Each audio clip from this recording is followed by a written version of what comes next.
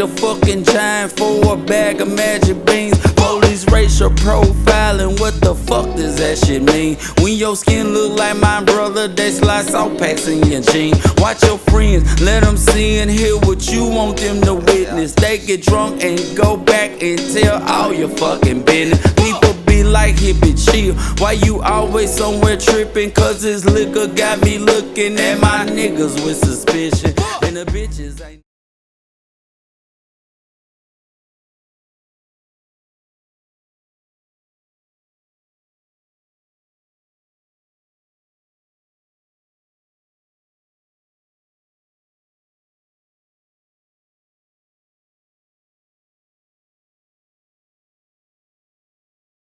Evening. Yes, yes, yes.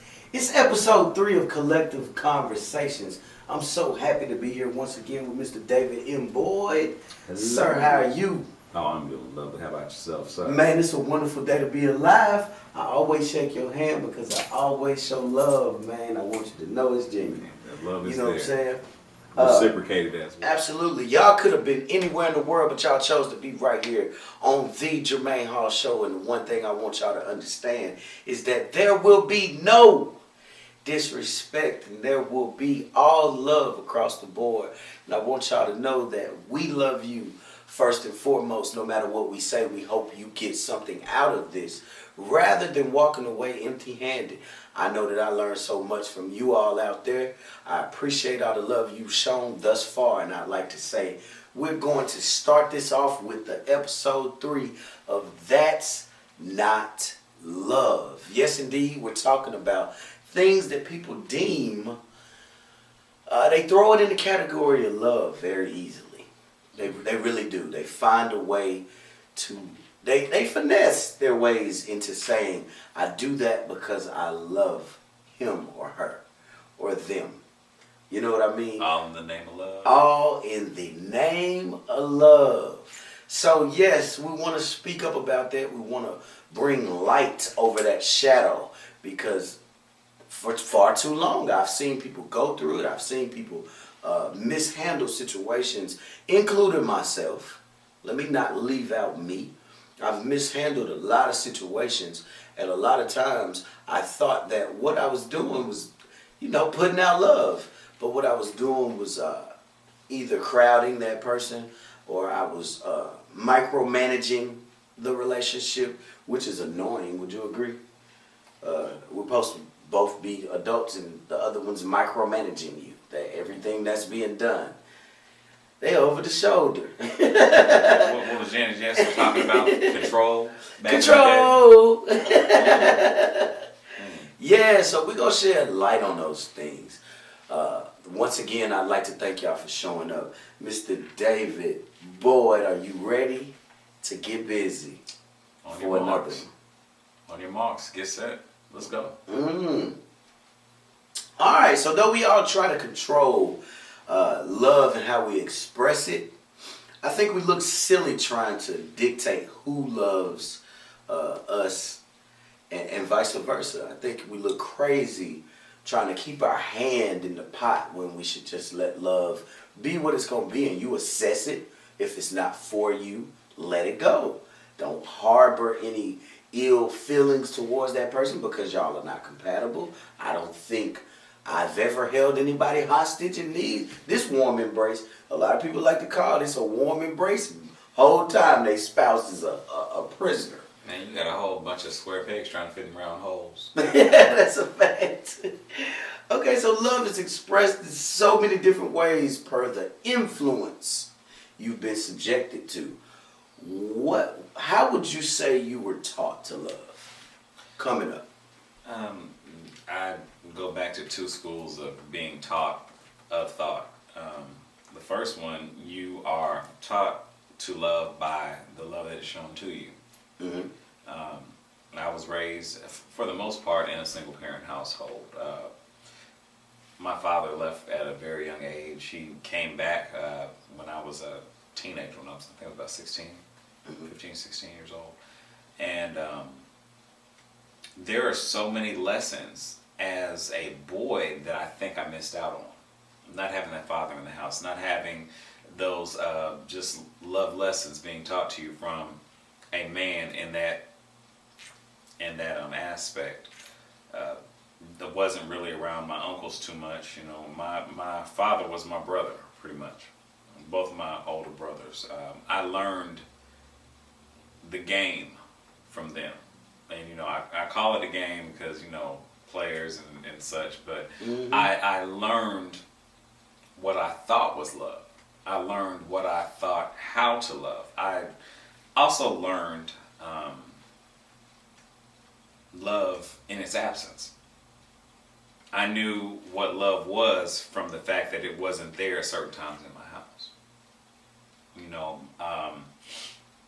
shouts out to all the single mothers out there. Shouts out to all the single fathers out there. This is not a knock against you, but when there is an absence there, the child in that situation is always going to look to fill that absence, the whatever way, shape, form, or fashion. That was one of those things. That was one of those things for me. I tried to fulfill that lack of love that I didn't have from my father through poetry, through music, through hip hop, through songwriting, through singing. You know, I wasn't a big sports person. I did play some sports as a kid, but you know, there are just certain things that I missed out on. You know, like again, I'm saying this is not a knock against my mother. You know, God bless her. I will go to the ends of the world for her. That was the because biggest, she went to the ends of the world for me. That was the biggest gangster in the family. Man, what you said. You know, we look at this shift from the patriarchy to the matriarchy that we've seen so much in the black family, and it's almost become like a stereotype that the male isn't there in the household.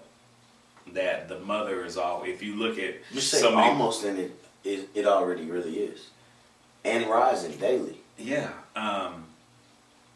If we look at like our media, look at our entertainment, the movies that we watch, considering movies like Medea's Family Reunion, you know, you have the great matriarchs of the family. What was it? Rest in peace to Cicely Tyson, who just passed away, but she was one of the matriarchs in, Tyson. I think that was that Family Reunion. Yes. And her and Maya Angelou. Sitting at the barbecue. Yeah, but at the same time, where the comedic aspect of it was Uncle Joe. Mm-hmm. But when is one of the last times that you actually saw a strong male patriarchal figure in a movie? Now we have Cosby Show, huh? The other one, was she the auntie or grandma of somebody else? But sitting next to Miss Tyson on that movie. Maya Angelou, I think they were sisters. I think they were sisters. They might have been. Or the something other like older dude was her husband. He was at the cooler. Was he there? Yeah. See, but they didn't give him a part. Yeah, and see that's almost it. You know, remember when they was asking her about being married? Yeah. Yeah. Now, if you want to go with what they focused on, no, that didn't happen. Matriarch. Mm-hmm. You know, it's a strictly a matriarchal, matriarch-centered household, matriarch-centered family. Even Medea herself is the matriarch of her family in her movies. Mm-hmm. She's the glue. She's the side factor. Joe is the comic relief. Mm-hmm. I'm not knocking Tyler Perry. I don't want people to think. Nah, we love Tyler entirely. Come have a conversation with me, baby. We love it. That's me trying to plug. I want to be a part of what's big. Yeah. And so if we're looking at the focus of love and what isn't there, we have to look at how we're raised, how we are raising, because it's not just, it doesn't just, the buck didn't just stop with us. Right. You know, we have a whole nother generation that's coming after us, you know, teaching our children how to love each other. If we don't do that, then we're just going to be doomed to repeat those same cycles and preconceived notions and prejudices and stereotypes that are just prevalent in our community all the way around. Not just how we view ourselves, but how other people view us as well. That's a fact. Yeah. So, would you say your love was, can you remember a time where your love was ever rejected? Because let me tell you a short story of when I remember my life, where it was all genuine. I understood what was going on. Mm-hmm. She wasn't into me. She was into the bigger jocks around me, as in the bigger athletes that were known. You know, Yeah. I was a great athlete, but I wasn't the absolute best. Right. You know what I'm saying? So she was into those guys, but I was like, yo, but I can treat you way better than my friends. I never said that to her, but I tried to show her that through what did we do in school? Write poems, write letters. We had special ways of folding them. We had, I don't know if you remember this, but I sang for real all the time back then. So I sing all those Boys to Men songs and sing them anthems from a character I don't want to name because it's so controversial. Nah, fuck that. R. Kelly, you know, before the troublesome times that came out. You know, I sing the Jodeci songs. Any love song you can think of, I was singing them. Mary J was in the top 10. I'm singing it. Jagged Edge, I'm singing it. And she was wooed by the singing and all the good treatment, but you know who got the girl? Hey, you try to go to the dance? Can you pick me up? If your mom ain't come and get me, I'll go with somebody else. That's who got the girl. And I wasn't upset. So how are you supposed to react in those situations like that? I mean, we came up, I guess me and you were cut from a different cloth. You know, we were taught to respect when we were taught to. I was taught to respect him, so it hurt me when the respect didn't work. Yeah, so you know, and you had the girls back then. You know, they didn't want the smart guy. They didn't necessarily want the nerd. And again, we're speaking in generalization. Shit, even now they don't want the boring good guy. They want an edgy man. Most women now will tell you, I want them with a little bit of thug. I want a little bit of edge. What's a little bit of thug and edge? You define it. I can't. You tell Every me. time they tell me that, I'm saying, what's the limit? I ask them that. But I want to get I got some females for us to come on this show. I will make sure I call you to join us. I want to to bring say that point up because I don't like to speak for females. Oh, of course. I want them to speak for themselves. They got their own voice. They definitely do. I want to say her name so bad. You know we have rules against that. But I want to say her name so bad. No names. And the reason why I want to say her name so bad, because if she's watching this, she's going to know exactly who I am talking to and who I am speaking of. Good. She broke up with me. Oh. We went together. We went together for all of 2 days in middle school. I beat you. She broke up with me because she said I was too nice. I had that before, but we didn't go together. She kissed me that morning. I didn't make it to lunch before we was broke up. Because you're not just like, all you do is sports. I was like, what the hell else am I supposed to do? I'm a kid. I'm a kid in high school. What else am I supposed to be doing? Maybe your stock portfolio wasn't diverse enough. Maybe, is that what it was? I wasn't smoking weed or drinking constantly. I wasn't, which coincidentally, she tried to talk to me again in the 11th grade when I got my car and I had the beat in the back. And I could go anywhere I wanted to when my mama wasn't snatching the keys because I came home late still. You know, but when I had my car, right, it was, Jermaine. And I was like, nah, all I do is still play sports. What changed? We didn't. I didn't change, so I don't know what changed for her. Maybe she saw what I was saying. Told you what my guys was gonna do to you. You said something the other day in one of your podcasts that it just, oh boy, when I say I busted a gut, and I think everybody that watched that podcast busted a gut right along with me. You said, I don't want no whole breakfast. Now, let me clarify. Let me go ahead and rope that back in so y'all can necessarily understand what that meant and what the context of that conversation was. Definitely has a lot of different context to what we're talking about, but tie it in for them. You don't want that one girl that's gonna come over and fix breakfast, but she's still hoeing. You really want, if you want a relationship, you want somebody that you can spend time with. That's a fact. That, that we can fix you a nice breakfast, but at the same time, y'all can sit and talk. Y'all can enjoy each other's company and not say a word. You want to know on the flip side what I want? I want a woman worth me fixing her breakfast. I can cook. No, they know I can cook. But my thing is, if I don't even deem you worthy of me cooking for you, why are we doing this? Yeah, you got to be worthy of me cooking for you. But let me go ahead and put this out there. I don't know if we can put some character generated graphics up later, but this is where I put the warning right here. Mm-hmm. Yeah. I ain't cooking too much no more. Talk to me nice, David. Now, you're talking to a guy that spent his formative years in the kitchen. I worked at Red Lobster. I worked at IHOP for so many years. I was the domestic husband, which means I did most of the cleaning and the cooking. Mm-hmm. I don't want to do that. It's not your turn. It's not my. It is not that it's not my turn. I just decided I don't feel like doing it anymore.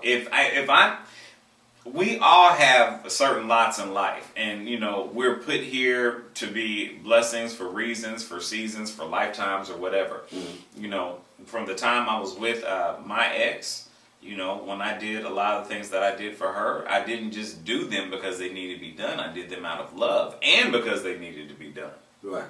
It wasn't just one; it was one and the other. Okay. My daughter has a love for cooking that is just out this world, and I know she didn't get it from me because she used to mess up some of the most simple recipes. And she was like, "Dad, you gonna eat this?" I'm like, "No, I think I'll pass." No, you didn't pay attention to detail. I did not. But these are going back to what we were talking about before. These are things that she learned from me. Being a father, she saw that her father cooked. And she saw that her mother cooked. She saw that her, father, even though her mother and father weren't there anymore, she saw that both of them had a love for her. That even though we may not love each other anymore, we still had a love for her. We wanted to make sure she did the best that she could. Right. Now, I love it that me and my daughter's mother have a great relationship. Mm. That comes with growth. That comes with a lot of growth. That comes with a lot of growth, and I can't necessarily say that, I was the best example of being a father, because to be a father, you have to see being fathered. You have to have that example there. I learned, for the most part, how to be a father by understanding all the things that I wanted in my life that weren't there for me when I grew up. That was a cheat code in itself, actually. It was, But some people choose the other route. And I used to be so jealous, Jermaine, I had some friends that their mom and dad were in the household. They go out to eat every Sunday. Dad was this and mom and dad were so in love, and I didn't understand it.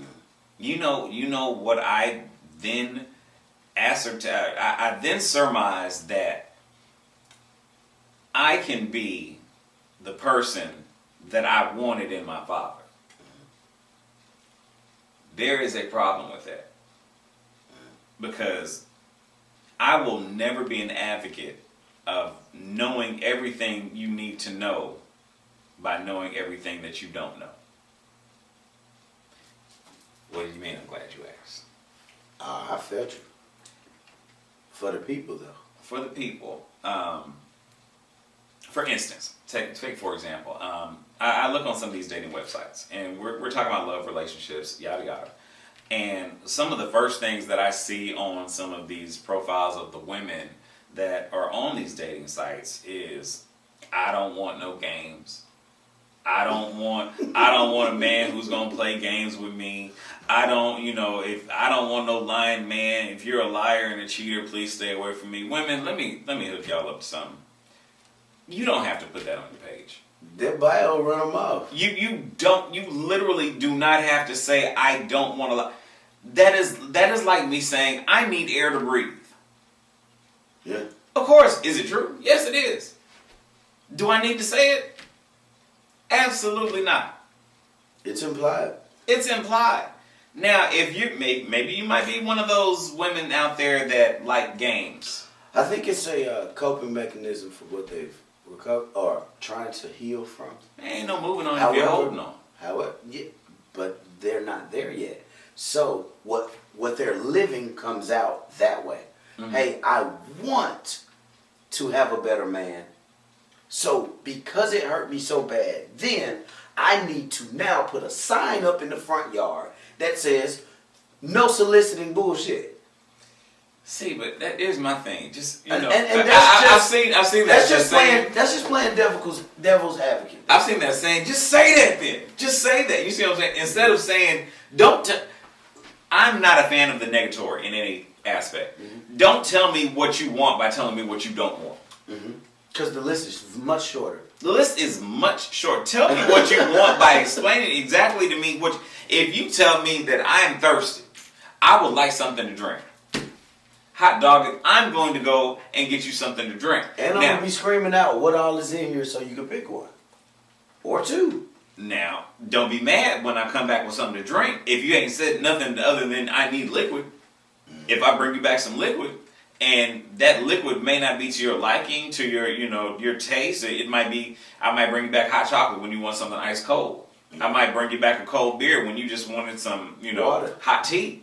It's if you have something in your head about what you want and you don't lay those things out explicitly for your partner or your friend or somebody to understand, then don't get mad at the second party for bringing to the table what they thought you wanted. But we don't communicate like that. It's all about communication. Another podcast. Another day. We're gonna do that episode. But we both know women don't communicate like we do. And we don't communicate like they do. So, I will say, we communicate. Yeah. Just on two different frequencies. And the moment they compromise and try to sync, that's when relationships start to work. However, I don't care what dude you talk to, married for 50 years or 5, they always say, boy, every day is a learning experience, but I love that woman. Mm-hmm. It's because we're not wired to communicate the same way. We talked about this in our last podcast. Absolutely. If y'all remember, we were talking about Aristotle's appeals, logos, ethos, and pathos. It's a different language of the way we communicate with each other. We'll touch back on that later, but yeah. So I asked, was your love ever rejected? We got to that. Would you consider controlling people in a relationship as a sign of love? Because let me tell you why I asked you that. I've met good guys, real good dudes to me.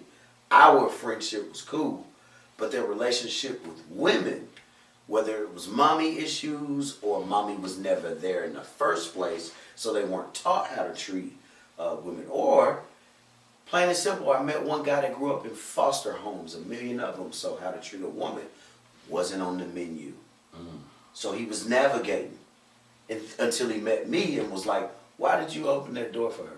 She got arms. He needed to be explained things like that. And I later actually saw him opening a woman's door, and he came back to tell me, man, this the best girl I've met. Just with the few things you had told me about, I didn't even know that was the cheat code. Like, I was like, it's really not a cheat code. It's what they called courting people back in the day. And now that you're coming along, like we said, so many broken families, broken households, or split down the middle households. They don't even have to be broken. Some people just co-parent well apart. So is it about recognizing the good woman, or is it about treating woman? I was just saying nice. His perspective. That one girl, he was like, this is the best dates I ever been on because of the little information you gave me. Right? So what I was focused on, though, was his absolute disregard for respect to women. And I was asking him like, yo, why do you treat me so good? Are you scared of me? Yeah. And why do you treat women so bad? Like, what's so bad about a beautiful woman? Because you actually chose her. You pursued her. Yeah. Man, women are supposed to be under us. Like, we supposed to. I said, where'd you get that from? Under us how? Where'd you get that from? He was I just. can see if we had a phone in here, them lines would be lighting up right now. It's learned behavior, though. Very much so. It's Very learned much so. behavior. And once I helped him unlearn the behavior, man, dude got a better family than I. I ain't even got no. I'm single. He married, kids, wife will die for him, he'll die for her. You'll never see them apart nowhere. You know what I'm saying? He's running that race. He's running it and traveling that race. He calls me every now and then just to still bring up old times of how he almost missed his chance. Well, let me put it in his words, quote unquote, I almost missed my chance to be a real nigga. And that's our running joke because it's such an oxymoron. Oh, that's powerful though. That's powerful. But it's our running joke because he's defying what it's actually saying. Yeah. And we laugh at it because people are really dying to be real niggas. Yeah. And I'm like, you're dying to be real ignorant? Because that's what you're actually saying. Mm-hmm. And miss me Like with... it goes back to perspective. miss What me- is your definition of real? Miss me with the part that, oh, that's a euphemism. No, the fuck it's not. We know where it came from, what it will forever mean, and I don't care how many letters you change at the end, every white supremacist enjoys the fact that you're using it. They happy you adopted it. Period. They're so happy that you put it in all your music for your babies to learn. Because now it's a lasting effect to destroy. Nothing about it reveals. I want to come back to something that you were just saying. I guess the initial question about control in a relationship. Control. Do you feel like control can be seen as a sign of love? I think in every situation there's a modicum of difference. Some relationships have a man who is the provider and has the woman who is the subordinate. And in those type of relationships, you have a woman that she doesn't want to be dominated, but she wants to be handled. She wants to be taken care of. She wants to be comforted in that aspect of knowing that that is my man. He's going to take care of me. There are some relationships where the woman is the breadwinner in the family. And she is essentially taking care of the finances, but at the same time, you have a man that is still trying to perform his manly duties. So, at what point then does my level of control mirror what you're bringing to the relationship? Do you want to be controlled? Do you want to be dictated? Do you want to be taken care of? Are we using control as a synonymous term for maintenance or for Comfort. For comfort? If we're So it is a situational thing. it's a situational thing. You That's know, how I feel. you have some men that we don't like to be told what to do at all. Yeah. You have some women, they don't like to be told what to do at all. Some people have authority issues, period. Some people are alphas. Mm. Those Well, alpha people that You know, I've seen cowards hiding behind that alpha. They're just dickheads. I mean, they say it. They say it. I didn't necessarily say that I co-signed it, but that's what they say. That's what they say. You know, it's like, I'm an alpha. I have this type A personality. You know, this is what I want. This is how I want it. This is how it's going to be, and yada, yada, yada, yada, yada. Mm-hmm. You have women that sometimes they say the same thing. You know, the women's liberation movement, you know, women's suffrage movement up until, you know, the feminist movement of the, you know, between the 70s and the 90s all the way up until now. You know, you have women who they don't just want equality, they want equity. They want to be not just equal to men, but they want to be given those opportunities as men are given. Mm-hmm. We don't want you to say, hey, somebody gave you a cookie. Now I need a cookie too. We need to, well, what the women are trying to say for the most part, and if I'm wrong, y'all go ahead and, you know, hit this show up and let me know. Yeah. But it's the opportunity. opportunity to be, or to gain that equal footing. What they're saying is we can come to the table and it's already there for us to choose. When they come to the table, it's a blank slate. I will say this conversation is getting a little deep and I love it. People, Well, give me y'all what y'all want. I'm gonna jump right into the next question, man. Were you ever unsure about the motives of a partner in previous relationships? Yes, I was. And the problem with that is I was unsure way too late. Mm. And how can you be unsure late or earlier or whatever, Dave? Oh, there's definitely a too late. And it was because I ignored certain signs. I ignored things that I should have rightly been paying attention to. It's easy to see something when you're outside of your relationship. It's easy to be objective in those type of situations, but when you are fully subjective, when you are fully immersed in whatever is going on with you, it's hard to see what everybody else sees from the outside. Does that refer to that stupid phrase that I'm pretty sure I was 25 the first time somebody broke this phrase down to me? They were my senior, of course. Love is blind. Do you think it refers to that? I mean, that's a loaded state within itself. Yeah, that's no. just, you can look at it from is ignorance is bliss. That love is too. blind. These. We just give passes in places that have no business being passed.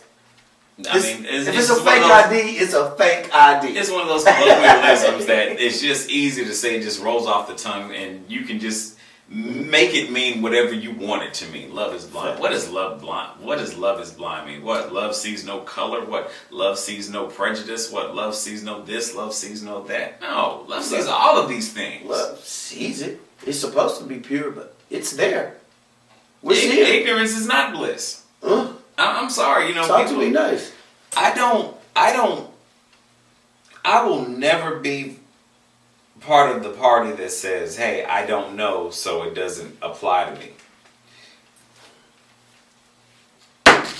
These glasses have no idea of what gravity is. Mm-hmm. But when I let go of them, they don't just float in the air. Why? I mean, they're glasses. They're inanimate objects. They don't understand gravity. They don't understand what these things. But yet, and still, they obey those laws. In relationships, we may not understand why certain things come into play.